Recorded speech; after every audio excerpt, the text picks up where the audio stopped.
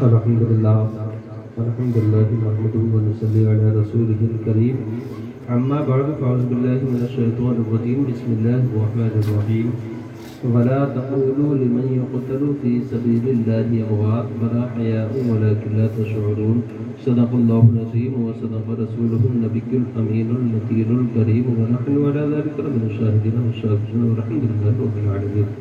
محترم حضرات، خطبہ مسئلہ کے بعد میں نے آیت کریمہ کی تلاوت کا شرف حاصل کیا. اس کی تشریح بیان کرنے سے پہلے ضروری سمجھتا ہوں کہ ایک بار آپ نے نامدار مدینے کے تاجدار ہم غریبوں کے غمگسار ہم فقیروں کی جھولی میں بھیک ڈالنے والے آقا و مولا احمد مجتبی جناب محمد مصطفیٰ صلی اللہ تعالی علیہ وسلم کی بارگاہ میں صلاۃ و سلام کا آواز بلند اللہم صلی وسلم علی سیدنا و علی سیدنا و مولانا محمد السلام علیکم یا رسول اللہ صلی اللہ تعالی علیہ وسلم.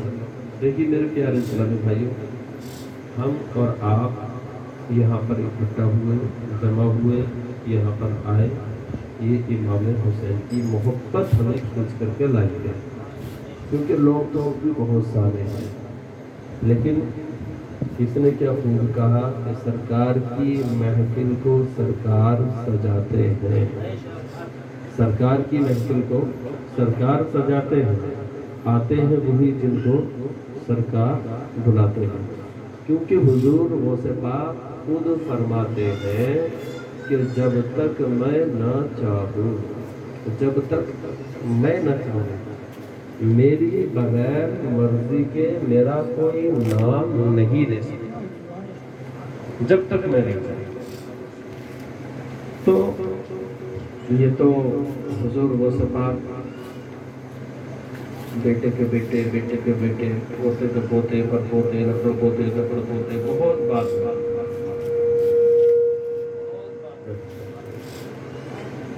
تو ان کا یہ کہنا ہے کہ جب تک میں نہ چاہوں تو میری بغیر مرضی کے میرا کوئی نام نہیں لے سکتا.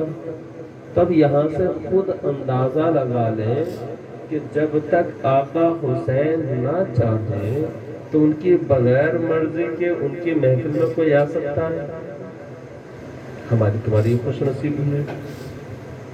محرم تازیہ بنانے کے لیے کوئی منع نہیں، بنانا چاہیے. یہاں بھی سجا ہوا ہے الحمدللہ. ہم اور آپ اس کی زیارت بھی کر رہے ہیں، اور یہاں پر خود آقا حسین بھی تشریف فرما ہے. خود اللہ کے نبی صلی اللہ تعالی علیہ وسلم بھی تشریف فرما ہے. جسے پکارو الحمدللہ. ہمارے وہ بزرگ ہیں، اللہ تبارک و تعالیٰ نے اپنے محبوب اور نیک بندوں کو وہ طاقت بخشی ہے، وہ طاقت عطا فرمائی ہے کہ تم چاہیں جہاں ہو وہاں سے تم انہیں پکارو تو الحمدللہ وہ حاضر ہو جاتے ہیں تمہاری مدد کے لیے. جسے ہم کہتے ہیں یا غوث المدد، یا علی المدد. تو بھائی اس کو ایک بار ایسا سیٹ کرنا، بالکل جیسا بھی ہوگا ایک بار کر دیتے ہیں. صلی اللہ علیہ صلی اللہ تعالی علیہ وسلم صلاۃ و سلام علیک یا رسول اللہ صلی اللہ تعالی علیہ وسلم. تو اب ہر ایک کوئی کیا کہتا کہ امام حسین نے سر کٹا دیا، بچوں کو قربان کر دیا، بیٹوں کو قربان کر دیا، بھائی عباس علمبردار تو اللہ کی راہ میں قربان ہو گئے، یہاں تک کہ خود آقا حسین بھی شہید ہو گئے. لیکن ہم صرف اپنی اس زبان سے کہتے ہیں. یہ جملے یہاں سے نہیں نکلتے. جس دن یہاں سے نکل جائیں گے نا تو الحمدللہ اس دن وہ مومن کامل پکا اور سچا مسلمان ہو جائے گا. اور یہ حقیقت ہے. امام حسین کا چاہنے والا، امام حسین کو ماننے والا، امام حسین کا عاشق، امام حسین سے محبت کرنے والا ایک تو پکا نمازی ہوگا. ایسے نہیں کیونکہ ابھی بھائی نے جیسے کہ ابھی اشعار پڑھا تھا کہ سر سجدے میں دے دیا امام حسین نے، ہے نا؟ تو کائے میں دے دیا؟ سجدے میں۔ یوں تو ہم بہت طریقے سے اب اندازہ لگائیں کہ مدینہ منورہ وہ جگہ ہے جہاں کے انسان پہنچ جاتا ہے نا تو بغیر روئے مدینہ منورہ سے آتا ہے۔ مکہ میں روتا نہیں، لیکن جب مدینے سے جدائی ہوتی ہے نا تو اس کو ایسا لگتا ہے کہ میرا جیسے کہ باپ اس دنیا سے چلا گیا ہو۔ جب انسان کا دل دکھتا، کتنا دل دکھتا، اس سے بھی کئی گنا زیادہ انسان کا دل دکھتا جب مدینہ منورہ سے جدا ہوتا۔ تو ہم 10 دن کے لیے ہمیں ایسا لگتا کہ یہاں پر ہمارا کوئی اتنا اپنا ہے اور لگنا بھی چاہیے، اور یہ لگتا مومن کو ہی، اور آنکھیں بھی اس کی ہی برستی ہیں جو مومن ہوتا۔ تو یہاں سے اندازہ لگائیں جب امام حسین خود اپنی مرضی سے نہیں گئے، ہاں امام حسین کو بلایا گیا، امام حسین کو رب کی مصلحت یہی تھی، ان کو جانا بھی تھا۔ جب امام حسن امام حسین جب پیدا ہوئے اس دنیا میں تشریف لائے تو خوشخبری حضرت جبریل امین نام کر کے اللہ کے نبی کو دی گئی، اور ساتھ میں نام بھی بتلا دیا، اور اس کے بعد میں یہ بھی بتلا دیا کہ یہ تمہارا بڑا بیٹا، جب امام حسن پیدا ہوئے تو یہ بتلا دیا کہ تمہارا بڑا بیٹا ہے تو یہ تمہارا بڑا بیٹا، اس کو زہر دیا جائے گا، زہر پی کر کے شہید ہوگا۔ اور چھوٹے کو یہ بتلا دیا جب امام حسین کی پیدائش ہوئی تو یہ بتلا دیا کہ یہ تمہارا بیٹا جو ہے یہ کربلا کے میدان میں جائے گا، اے اللہ کے نبی آپ کی امتی آپ کے اس بیٹے کو شہید کر دے گا۔ تو شہادت بھی بتلا دی۔ اب امام حسین کا بچپنے کا عالم، ابھی تو پہلے یہ دیکھ لیں کہ امام حسین ہے کیا، کون ہے امام حسین، کہتے کس کو ہیں حسین؟ حسین وہ ہے کبھی نبی کی آغوش میں کھیلے تو کبھی نبی کے پشت پر سوار ہو۔ حسین وہ ہے کبھی نبی کی گود میں ہے تو کبھی پشت پر ہے حسین سوار، کبھی گود میں تو کبھی پشت پر حسین ہے سوار، تو کبھی کاندھے مبارک پر ہے حسین اپنے نانا جان کے سوار، تو کبھی زلف مبارک سے کھیل رہے ہیں، کبھی آپ کی داڑھی مبارک میں انگلیاں ڈال رہے ہیں، اور اللہ کے نبی کبھی پیشانی کو چومتے ہیں کبھی گلے کو چومتے ہیں، لیکن زیادہ تر اللہ کے نبی نے جیسے یہ شہادت کی خبر جب آپ کی سنی تو آپ نے گلے کو چومنا شروع کر دیا۔ بار بار اللہ کے نبی امام حسین کے گلے مبارک کو بوسہ دے رہے ہیں۔ حضرت فاطمہ الزہرا رضی اللہ تعالی عنہا نے فرمایا، عرض کرنے لگی کہ بابا جان کوئی اپنے بیٹے کی پیشانی کو چومتا ہے، کوئی رخسار کو چومتا ہے، لیکن یہ کیا ماجرا ہے، وجہ کیا ہے کہ آپ بار بار حسین کے گلے کو چوم رہے ہیں، آپ بار بار حسین کے گلے کو چوم رہے ہیں؟ تو اللہ کے نبی نے ارشاد فرمایا، بیٹی فاطمہ یہ میرا بیٹا شہید ہوگا، یہ میرا بیٹا شہید ہوگا۔ کب فرما دیا؟ آپ کے بچپنے کا عالم، اب چھوٹے، اب دیکھیے آگے چلیں، جب آپ نے بار بار سنا بھی ہوگا جب امام حسن امام حسین کے بچپنے کا عالم ہے، بچپنے میں جب آپ عمر جو ہے وہ کھیل کودنے کی عمر ہے، جو حسین مدینہ منورہ کی گلی کوچوں میں کھیل رہے، اب دونوں بھائیوں نے تختی لکھی، یہ یوں ہی نہیں ہے کہ ہاں صاحب یوں بنائی ہوئی بات ہے، نہیں، یہ حدیث سے ثابت ہے الحمدللہ، بڑی بڑی روایتوں کے اندر یہ بات ثابت ہے۔ تو امام حسن امام حسین نے دونوں بھائیوں نے جب تختی لکھی تو تختی لکھنے کے بعد میں آپ کہاں گئے؟ پہلے جاتے ہیں اپنے بابا جان کی بارگاہ میں جاتے ہیں، پہلے گئے تو کہاں گئے؟ نانا کے پاس میں تشریف لے کر کے جاتے ہیں کہ نانا جان بتلائیے کہ کس کی تختی اچھی ہے۔ ہم نے دونوں بھائیوں نے اپنی تحریر یعنی کہ جو تختی لکھتے ہیں، جو نقل کرتے ہیں، کاپی لکھتے ہیں، تو وہ ماسٹر کو جا کر کے چیک کرائی جاتی ہے۔ تو وہ نانا کی بارگاہ میں گئے کہ نانا جان ہمارے استاد تو آپ ہی ہیں، ہمارے بابا تو آپ ہی ہیں، ہمارے نانا تو آپ ہی ہیں، ہم تو آپ کے بیٹے ہیں، لیکن اللہ کے نبی صلی اللہ تعالی علیہ وسلم بھی کیا ارشاد فرماتے ہیں کہ بیٹا حسن بیٹا حسین یہ بتلاؤ کہ ہم میں تم افضل ہو یا ہم افضل ہیں؟ ہم میں تم افضل ہو، تم زیادہ افضل ہو یا ہم زیادہ افضل ہیں؟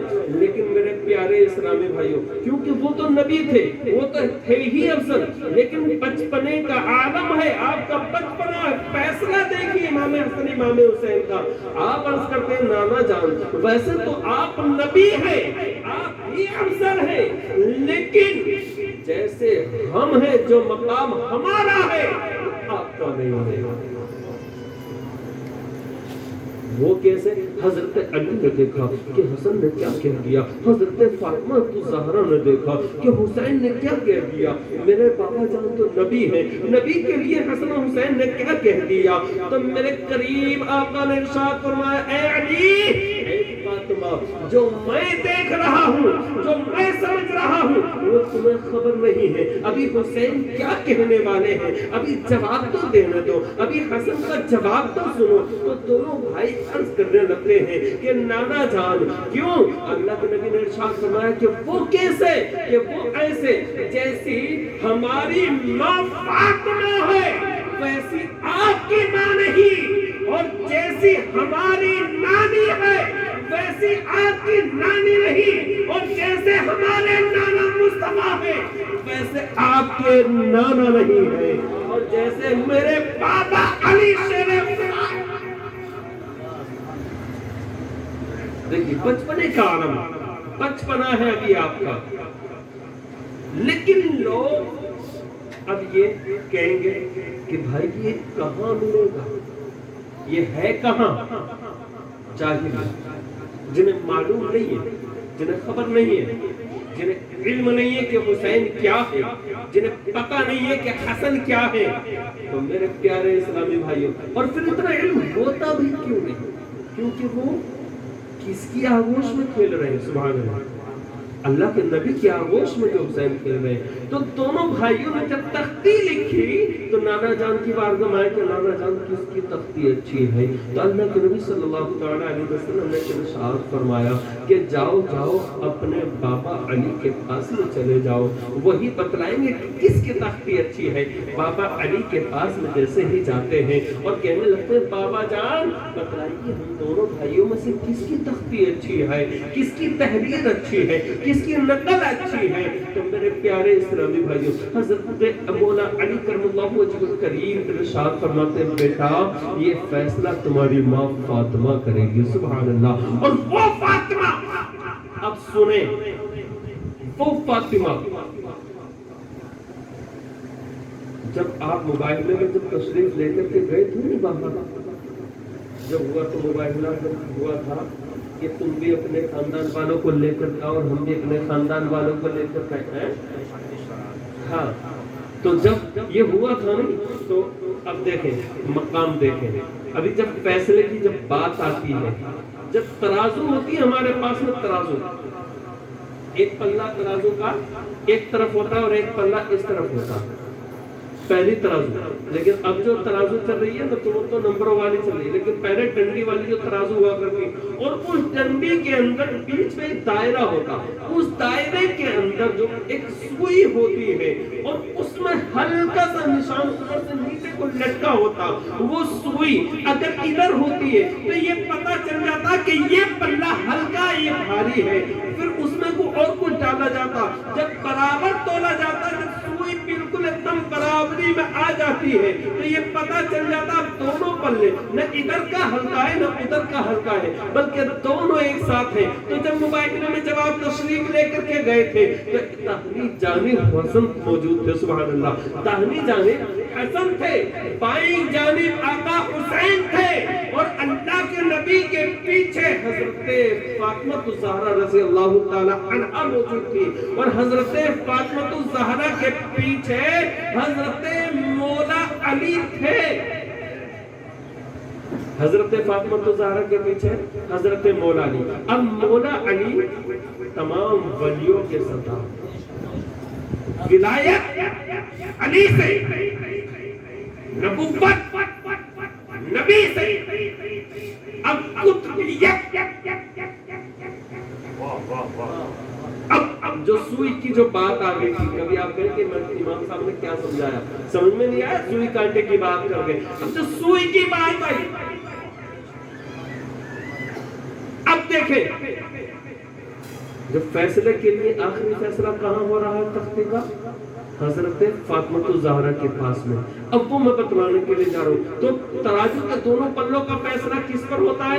دار و مدار کس پر ہوتا ہے؟ اس سوئی پہ ہوتا ہے، اس کانٹے پر ہوتا ہے۔ قطب جو ہے وہ بیچ میں ہے۔ یہ پتہ چل گیا کہ نبوت کے پیچھے، ولایت کے آگے کون؟ فاطمہ۔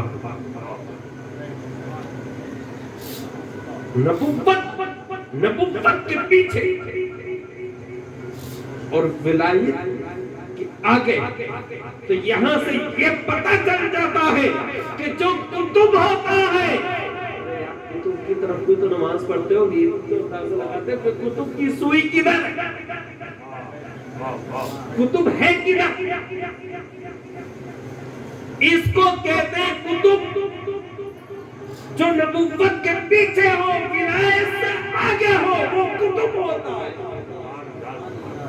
اب حضرت فاطمہ الزہرا سے قطبیت شروع، اب حضرت فاطمہ الزہرا قطب فیصلہ۔ تو ایک روایت میں یوں آتا ہے کہ وہ جب فیصلہ کیا تو آپ کے پاس میں 7 موتی تھے، آپ کے پاس میں 7 موتی تھے، اور ایک روایت میں یوں آتا ہے کہ یہ تختیاں جبریل علیہ السلام کے پاس میں لے جائی گئی۔ اللہ تبارک تعالیٰ نے جبریل کو حکم دیا کہ جنت جا، جنت سے سیب لے، سیب کے 2 ٹکڑے ہوئے، آدھا ادھر کی تختی پر رکھا گیا، اس کو اچھالا گیا، آدھا ادھر کی تختی پر آ گیا، آدھا ادھر کی تختی پر آ گیا، کہ دونوں کی تختی اچھی ہے۔ لیکن یہاں پر بھی یہ بھی آتا ہے کہ جب آپ نے فیصلہ کیا نا حضرت فاطمہ الزہرا نے، تو آپ نے ارشاد فرمایا، میرے بچوں، میرے بیٹوں، اے حسنین کریمین، اے حسن و حسین، میرے پاس میں یہ 7 موتی ہیں، جس کے تختی پر 4 موتی گر جائیں گے اس کی تحریر اچھی ہوگی، جس کی تختی پر 3 موتی گر جائیں گے اس کی تحریر کمزور ہوگی۔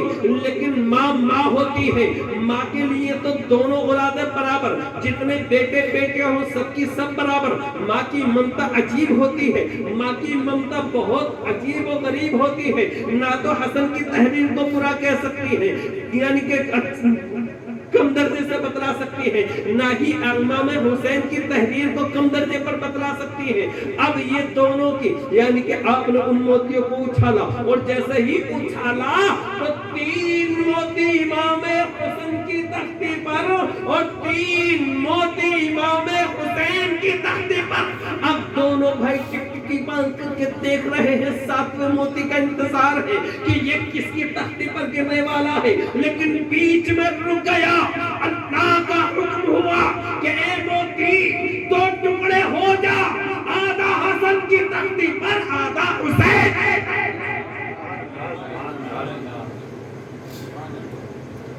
جن کی تختی کی تحریر کا فیصلہ خود اللہ تبارک و تعالیٰ فرمائے، اب اس حسن و حسین کا مقام کیا ہوگا؟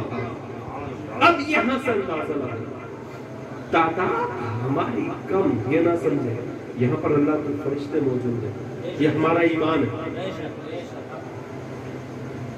بڑے مجمع نہ ہو، بات سمجھنے والی دو چار ہو جائے اور وہ سمجھ میں آ جائے. تو اب ہم کہتے ہیں امام حسین ہمارے، ہم ہی تو کہتے ہیں نا امام حسین ہمارے. بے شک امام حسین ہمارے ہیں، لیکن حشر کے میدان میں حسین بھی یہ کہہ رہے کہ مولا یہ غلام میرا ہے. اب آؤ اسی حسین کی بات، وقت تو زیادہ نہیں ہو رہی، اب آؤ اسی حسین کی بات ہے. جس وقت زیادہ گہرائی سے نہیں لے کر کے جاؤں گا، کیونکہ اگر گہرائی سے لے کر کے جاؤں گا تو 2-3 گھنٹے چاہیے. لیکن جب اسی حسین کے پاس میں جب خط آنے شروع ہوئے تو اس وقت میں امام حسین کہاں پر موجود ہے؟ بڑے بھائی کو زہر دے دیا گیا. امام حسن کو پہلے ہی زہر دے دیا گیا. آپ تو یوں بھی دکھ اور صدمہ بڑے بھائی کا بھائی کو کتنا بڑا صدمہ ہوتا ہے. تو زہر دے دیا گیا. زہر بھی کیسے دیا گیا؟ ایک مرتبہ زہر دیا گیا، آپ نانا جان کے روزے پر گئے. آج ہم بھی اگر کوئی دکھ اور تکلیف ہوتی ہے تو کہاں جاتے ہیں؟ ہمیں غریب نواز ہی نظر آتے ہیں. جاتے کہ نہیں جاتے؟ پریشانی کے عالم میں کہاں جاتے؟ غریب نواز کی بارگاہ میں. تو اب جب زہر دیا گیا امام حسن کو تو کہاں گئے؟ نانا جان کے روزے پر. سبحان اللہ. اب یہاں سے یہ پتا چل گیا کہ پریشانی کے وقت میں بھی جانا روزے رسول پر یہ امام حسن کی سنت ہے. آج جو ہم جاتے ہیں امام حسن کی سنت کو زندہ کر رہے ہیں. تو میرے پیارے اسلامی بھائی، اب جیسے ہی گئے کہ نانا جان آپ کی امت نے مجھے زہر دی ہے، میرے شکم میں میرے پیٹ میں تکلیف ہے، درد ہے. جو حسن کو اللہ کے نبی نے کبھی ٹھیس نہ پہنچائی ہو، آج اس کے پیٹ میں درد ہو رہا ہے.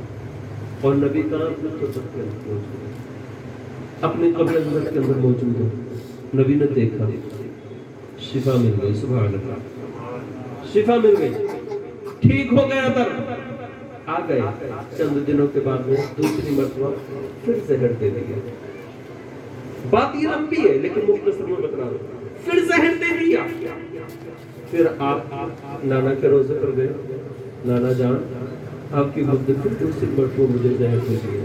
میرے پیٹ میں بڑی شدت سے درد ہو رہا، تڑپتے رہے. لیکن میرے پیارے اسلامی بھائیوں پھر شفا مل گئی، درد ٹھیک ہو گیا.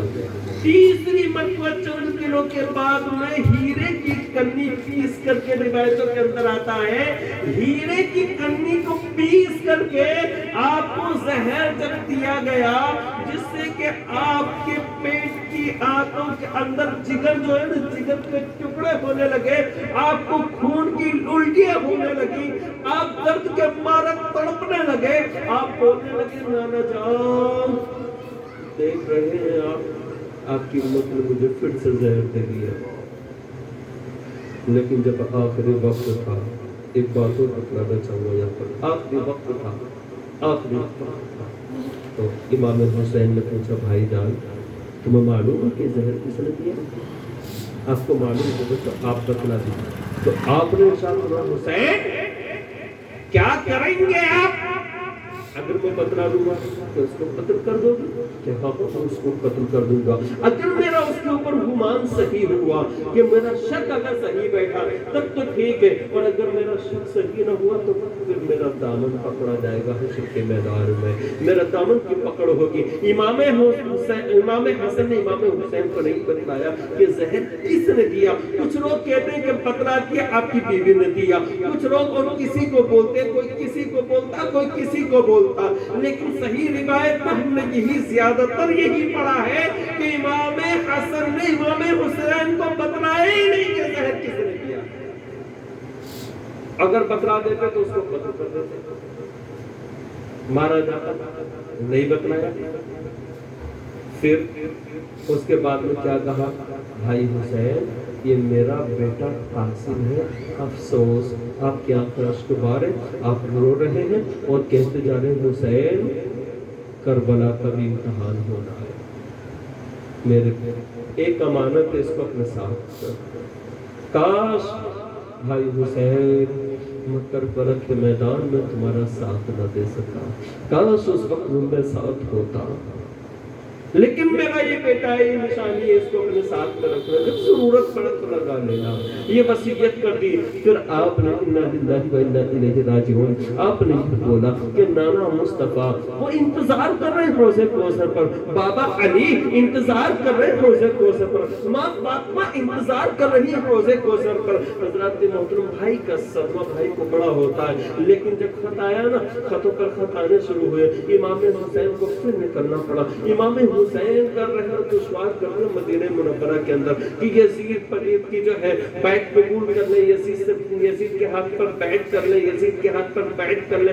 بیعت سے مطلب یہ ہے کہ یزید جو کہہ رہا ہے اس کی بات کو مان لیں، اور اس کو بادشاہ جو بنایا ہے، اس کے والد نے اس کو منتخب کرنا، آپ بھی مان لیں کہ یہ ہمارا بادشاہ ہے۔ تو امام حسین نے کیا کہا کہ میں کیوں مانوں؟ میں کیوں اس کو بادشاہ مانوں جو شرابی ہے؟ میں کیوں اس کو بادشاہ مانوں جو جواری ہے؟ میں اس کو کیوں بادشاہ مانوں جو گالی گلوچ کرتا ہے؟ آپ نے انکار پہ انکار، انکار پہ انکار، انکار پہ انکار کرتے گئے، لیکن جب آپ کا رہنا جب دشوار ہوا نا، تو ایک دن اپنی بہن زینب سے آپ نے فرمایا، بہن زینب چلو اب یہاں سے جو ہے وہ شہادت بھی یاد آ گئی، وہ کربلا کی باتیں بھی جو نانا جان نے بچپن میں کیا کہی تھی، بچپن میں کہہ دی تھی، جب اذان پڑی تھی نا آپ کے کان میں، امام حسین کے کان میں جب اذان پڑی تھی نا، اللہ کے نبی نے کبھی ارشاد فرما دیا تھا کہ بیٹا حسین یہ آواز تمہارے نانا کی ہے، یہ آواز تمہارے نانا کی ہے۔ تو حسین نے کیا فرمایا تھا، لب مبارک کو ہلایا اور آپ بولنے لگے، لب مبارک، یہ تو نانا نواسا بولتا جاتا تھا، نانا سمجھتے جاتے تھے، سبحان اللہ۔ کیا کہا، نانا جان یہ کان بھی حسین کے ہیں، سبحان اللہ، یہ کان بھی حسین کے ہیں۔ کوئی اپنی خانقاہوں کے اندر قرآن پڑھے گا، کوئی ممبروں پر چڑھ کر کے قرآن پڑھے گا، کوئی مصلوں پر، کوئی خانقاہوں کے اندر، کوئی گھروں کے اندر، لیکن نانا جان وقت آنے پر یہ تمہارا نواسا خانقاہوں میں نہیں، میدان میں نہیں، گھروں کے اندر نہیں، ممبروں پر نہیں، مصلوں پر نہیں، وقت آنے پر نیزے پر چڑھ کر کے قرآن سناتا ہوگا، قرآن سناتا ہوگا، قرآن سناتا ہوگا۔ تبھی تو کسی نے کیا خوب کہا ہے کہ نانا نے ان کو یہ پیغام سنایا ہے، جنتی جوانوں کا سردار بنایا ہے، رب نے جس کی قربانی کو قبول فرمایا ہے۔ حسین نے بھی نیزے پہ چڑھ کر قرآن سنایا ہے، اور ملے گی جنت، پیے گا کوثر، قبر میں اس کو سکون ہوگا، ملے گی جنت، پیے گا کوثر، قبر میں اس کو سکون ہوگا۔ نبی محبت کریں گے اس سے جس کے دل میں حسین ہوگا، نبی محبت کریں گے اس سے جس کے دل میں حسین ہوگا، کیونکہ اللہ کے نبی نے پہلے ہی ارشاد فرما دیا کہ مولا میں حسین سے محبت کرتا ہوں، تو بھی حسین سے محبت کر، اور میں اس سے بھی محبت کرتا ہوں جو حسین سے محبت کرتا ہے، تو مولا تو بھی اس سے محبت کر جو حسین سے محبت کرتا ہے۔ تو میرے پیارے اسلامی بھائیوں، تو کسی نے کیا خوب کہا ہے کہ ملے گی جنت، پیے گا کوثر، قبر میں اس کو سکون ہوگا، نبی محبت کریں گے اس سے جس کے دل میں حسین ہوگا، اور ہر دور میں رہے گی حکومت حسین کی، ہر دور میں رہے گی حکومت حسین کی، ہر شخص کو پڑے گی ضرورت حسین کی، ہر دور میں رہے گی حکومت حسین کی، ہر شخص کو پڑے گی ضرورت حسین کی۔ اب مومنوں جان لو، وہی جنت میں جائے گا جس کو ملے گی اجازت، جس کو ملے گی اجازت حسین کی۔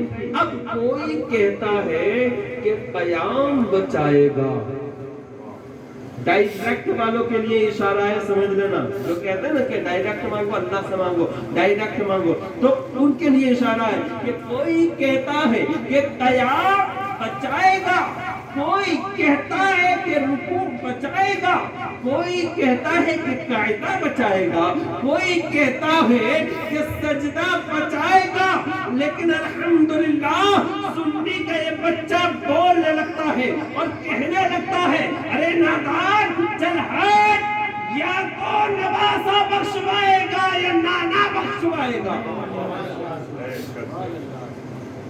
تو کسی نے کہ اس کیا خوب فرمایا ہے کہ اس کی ہمت پر، اس نواسے پر محمد مصطفیٰ کو ناز ہے، اس نواسے پر محمد مصطفیٰ کو ناز ہے، اس کی ہمت پر علی شیر خدا کو ناز ہے، اس کی ہمت پر علی شیر خدا کو ناز ہے۔ ارے سجدے تو سب نے کیے پر اس کا نیا انداز ہے، اس نے وہ سجدہ کیا جس پر خود خدا کو بھی ناز ہے، اس نے وہ سجدہ کیا جس پر خود خدا کو بھی ناز ہے۔ تو بات یہ چل رہی تھی کہ امام حسین نے پھر جب کہا کہ چلو آدھی رات کا وقت ہوا، رات کی تاریکی ہوئی، مدینہ منورہ میں سناٹا چھا گیا، بھینی بھینی ہوا چلنے لگی، حضرت محترم جب خاموشی طاری ہو گئی، آپ نے اپنی بہن زینب کو لیا اور اپنے بچوں کو لیا اور ساتھ میں چلنا شروع کر دیا۔ کہاں گئے؟ اجازت لینے کے لیے جا رہے ہیں نانا جان کے روزے پر، نانا جان سے اجازت طلب کر رہے ہیں، رو رہے ہیں کہ نانا جان اب آپ کا مدینہ چھوٹا جا رہا ہے، نانا جان جس آغوش میں میں کھیلا وہ آغوش مجھ سے چھوٹ گئی، جس نانا کی گودی میں میں کھیلا وہ گودی مجھ سے چھوٹ گئی، جس مدینہ منورہ کی گلی کوچوں میں پل پڑھ کر کے میں بڑا ہوا،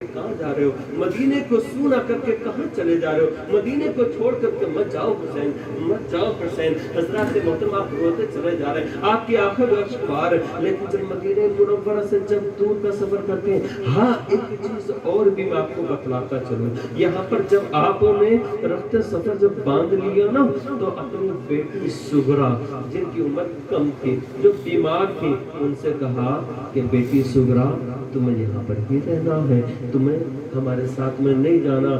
جیسے ہی آپ نے منع کیا حضرت سغرا کا روتے روتے برا حال ہو گیا۔ کبھی تو اپنے بھائی قاسم کو چمٹ کر روتی ہے، کبھی اپنے بھائی علی اکبر کو لپٹ کر روتی ہے، کبھی اپنی پھوپھی زینب کو لپٹ لپٹ کر کے روتی ہے کہ پھوپھی جان مجھے بھی لے کر کے چلو، بابا جان مجھے کس کے سہارے چھوڑ کر کے جا رہے ہو، مجھے ایک نوکرانی ہی سمجھ کر کے لے کر کے چلو، میں تمہارے سفر کی جو تمہارا قافلہ ہے نا میں اس کی خدمت کرتی چلی جاؤں گی، لیکن مجھے یہاں پر کس کے سہارے سے چھوڑ کر کے جا رہے ہو؟ یار ایک بیٹے باپ کے سامنے منت کرے خسامت کرے، یار سمجھو تو صحیح، ہمارا بچہ آج روتا 5 روپے کے بارے اپنی چیز لانے کے لیے تو ہمارا دل نکل کے آتا، ہمارے پاس میں پیسے نہیں ہوتے تو ہم ادھار دلوانے کے لیے چلے جاتے کہ بھائی کل دے دوں گا کما کر کے۔ حضرات محترم اب اندازہ لگائیں کتنی بڑی قیامت برپا ہو رہی ہوگی، کیا بیت رہی ہوگی امام حسین کے دل پر جس وقت اپنی لخت نظر لخت جگر نور نظر تجھے چھوڑ رہے ہوں گے۔ حضرت سغرا کو کہا نہیں بیٹا تمہاری طبیعت خراب ہے، پریشانی کا عالم ہے، راستہ سفر جو ہے وہ لمبا ہے، راستہ لمبا ہے۔ حضرت سغرا کیا کہتے ہیں بابا جان میں جب جاؤں گی نہیں تو میں تم سے دوائی بھی نہیں مانگوں گی راستے میں تم سے پانی بھی نہیں مانگوں گی راستے میں، کبھی تو بھائی کا چہرہ مجھے پیاس لگے گی تو بھائی علی اکبر کے چہرے کو دیکھ لوں گی، اگر مجھے پیاس کر پائے گی تو اپنے بھائی ننھے علی اصغر کے چہرے کو دیکھ لوں گی، اس کو آغوش میں لے لوں گی، مجھے بھوک ستائے گی اس کو اپنے سینے سے لگا لوں گی، لیکن مجھے یہاں پر چھوڑ کر کے مت جاؤ۔ لیکن امام حسین نے کہا نہیں بیٹی سغرا تمہیں یہاں پر ہی رہنا ہے، تمہیں یہاں پر ہی رہنا۔ حضرت سغرا رہ جاتی ہے، رک جاتی ہے۔ حضرات محترم بہت بڑا صدمہ حضرت سغرا کے اوپر ایک قیامت سے برپا، جب کوئی نہ رکا سب کے سب نے جب جانا شروع کر دیا تو آپ اپنے دروازے پر بیٹھ گئے، دیکھتے رہے قافلہ بڑھتا گیا، آگے کو جاتا رہا۔ حضرت سغرا دیکھتی جا رہی تھی یہاں تک کہ دیکھتے دیکھتے وہ قافلہ نظر سے چھپ گیا، چھپنے کے بعد میں گرد اڑتی ہوئی نظر آنے لگی تو وہ اس اڑتی ہوئی گرد کو دیکھتی جاتی۔ امام حسین نے وعدہ کیا، علی اکبر نے وعدہ کیا تھا، امام حسین نے کہا تھا بیٹی سغرا چند دنوں کے بعد تیرا بھائی علی اکبر آئے گا، تجھے یہاں سے واپس لے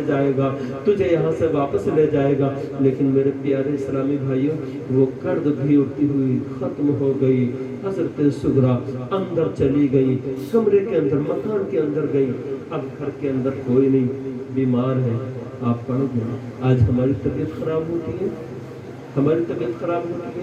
تو ہمیں اپنے گھر والے یاد آتے ہیں، کبھی بھائی یاد آتا، کبھی ماں یاد آتی، کبھی بہن یاد آتی، کبھی ابا یاد آتا، ہم ہر کسی کو یاد کر کر کے پکارتے، لیکن جیسے ہی طبیعت خراب ہوئی بخار اور زیادہ بڑھا نہیں، اب کوئی پانی دینے والا نہیں۔ حضرت سغرا یہ دین ہمارے تمہارے بیچ میں جتنا ہم نے آسان سمجھ لیا نا، ہم یوں نمازوں کو چھوڑ دیتے ہیں، ہم نے دین کو یوں ہی ہلکے میں لے لیا۔ یہ قرآن، یہ دین، یہ مصلی، یہ مسجدیں، یہ مسجد کو منبر، یہ محراب ہے، یہ امام حسین ان کے گھر والوں کی دین ہے۔ یار جب خواجہ غریب نواز تشریف لائے تھے اجمیر شریف کے اندر، 95 لاکھ کو کلمہ پڑھا کر کے اسلام میں داخل کیا تھا، تو اب سمجھ لو کہ دین پھیلانے کے لیے کرامت کی ضرورت ہوتی ہے اور دین کو بچانے کے لیے استقامت کی ضرورت ہوتی ہے۔ جب دین کو بچانا پڑتا ہے تو شہادت دینی پڑتی ہے، قربانیاں دینی پڑتی ہے، اور جب دین کو پھیلانا پڑتا ہے تو بڑی ہمت کی ضرورتیں ہوتی ہے، بڑی طاقت کی ضرورت ہوتی ہے۔ تو میرے پیارے اسلامی بھائیوں استقامت بھاری آ جاتی ہے کرامت پر۔ تو حضرات محترم یہ تھا امام حسین کا ابھی چھوٹا سا مختصر سا سفر، جبکہ مدینہ منورہ سے جب دور جاتے ہیں نا تو دور جا کر کے مدینہ منورہ کی طرف کو امام حسین واپس پلٹ کر کے دیکھتے ہیں، کہتے ہیں نانا جان وہ مدینہ جس میں میں چھوٹے سے جوان ہوں آج وہ چھوٹ رہا، نانا جان آخری سلام اب یہ دیکھنا نصیب ہو گیا اب یہاں سے آگے کو جو پریشانیاں مصیبتوں کے جو پہاڑ ٹوٹے ہیں نا، وہ صبح جو مدینے میں رہ گئی تھی، صبح کو اٹھتی، شام ہو جاتی، پھر شام ہو جاتی، پھر صبح ہو جاتی، یوں ہی ٹائم بیتتا گیا۔ تو جو صبح کو پرندے جاتے تھے نا اپنے گھونسلوں سے اڑ کر کے، شام کو وہ واپس آ جاتے، تو ان کی طرف کو دیکھ کر کے کہتے ہیں کہ یہ پرندے یہ صبح کو اڑ کر کے جاتے لیکن شام کو اپنے گھونسلوں میں آ جاتے۔ میرے بابا کو اتنے دن ہو گئے، میرے بھائی کو اتنے دن ہو گئے بولیا، بہن بھائیوں سے کتنی محبت کرتی ہے آج، تو اسی لیے ہم کہتے ہیں کہ حسین ہمارے ہیں۔ ابھی یہ مختصر سا سفر میں نے بتلایا، بہت شارٹ کٹ میں بتلایا، لیکن اگر اس کو تفصیل میں اگر جاؤں گا نہیں تو یہ رات ختم ہو سکتی ہے۔ اگر بالکل تفصیل سے اگر لے کر کے جائے، کربلا تک اگر لے کر کے جائے تو میرے پیارے اسلامی بھائیوں، المختصر سی بات یہ ہے کہ اللہ تبارک تعالیٰ آقا حسین کے نقش قدم پر چلنے کی توفیق و رفیق عطا فرمائے، ان کے گھر والوں کے نقش قدم پر ہمیں چلنے کی توفیق و رفیق عطا فرمائے، اور میرے پیارے اسلامی بھائیوں، نمازوں کے پابند بن جاؤ، پکے نمازی بن جاؤ، سچے نمازی بن جاؤ۔ یہ ڈھول، یہ دھماکے، یہ تاشے، یہ باجے، یہ گانے، جب امام حسین کی شہادت ہوئی تھی نا، اب بتلائیے یار، میرا باپ میرے گھر والوں کے سامنے اگر گردن کاٹ دی جائے، میری گردن کٹ جائے میرے گھر والوں کے سامنے، تو میں کیا کروں گا؟ کہ ڈھول بجاؤں گا، تاشے بجاؤں گا، خوشیاں مناؤں گا، کیا کروں گا؟ پھر اندازہ نہ کروں، پھر میں کیا کروں گا؟ میرے گھر میں میرے دل پر کیا بیتی؟ یا میرے یار دوست اگر ڈھول تاشے لے کر آ جائے بجانے کے لیے، وہ خوشی منائے، تو میرے گھر والے اس کو بجانے دیں گے، کیا کریں گے ان پر؟ ایسا اندازہ لگا لو یار، ہمارے سامنے ہماری جان تو ان کے قدموں پر قربان ہو جائے، تو یہ ہماری خوش نصیبی کی بات ہے۔ یہ سب کچھ بھی نہیں ہے بھائی، دور حاضر میں تازیہ بنانے کے لیے منائیے نہیں ہے، بنائیے، بالکل بنائیے، بزرگان دین کا طریقہ چلا رہا ہے۔ مخدوم سرکار کلام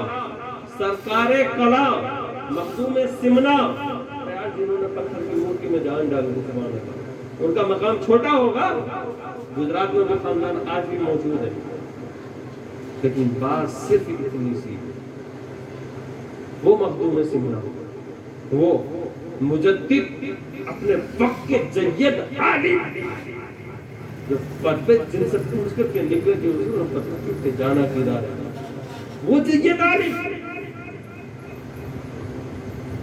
اور خود ان کا بیٹا جب محرم جب نکل کے جاتا نا، تو بزرگان نے دین نے فرمایا ہے کہ آپ جیسے ہی محرم تازیہ جب نکل کے جاتا اور آپ کے دروازے تک راستے سے نکل کر جب پہنچتا نا، تو آپ تعظیماً کھڑے ہو جاتے ہیں۔